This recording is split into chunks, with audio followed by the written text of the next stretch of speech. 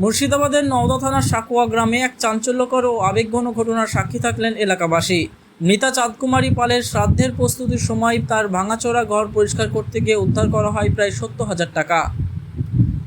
স্থানীয় সূত্রে জানা যায়, ঘরের বিভিন্ন কোণে লুকিয়ে রাখা ব্যাগ, পুরনো বাসনপত্র ও টিনের বাক্স থেকে খুচরো পয়সা থেকে শুরু করে 500 টাকার নোট পর্যন্ত উদ্ধার করা হয়।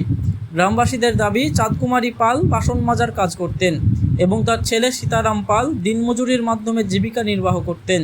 চরম আর্থিক কষ্টের মধ্য দিয়েও তিনি অল্প অল্প করে এই টাকা জমিয়েছিলেন। উদ্ধার হওয়া টাকা তার শ্রাদ্ধ কাজে ব্যবহার করা হবে বলেই জানা গিয়েছে।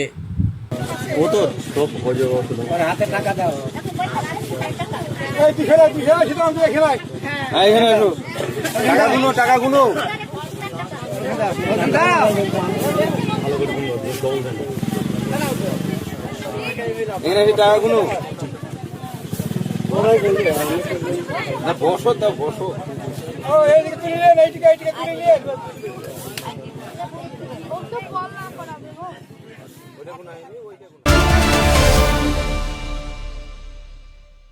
আরও খবর পেতে আমাদের ইউটিউব চ্যানেলটি সাবস্ক্রাইব করুন আর ফেসবুক ও ইনস্টাগ্রামকে ফলো করে সঙ্গে থাকুন।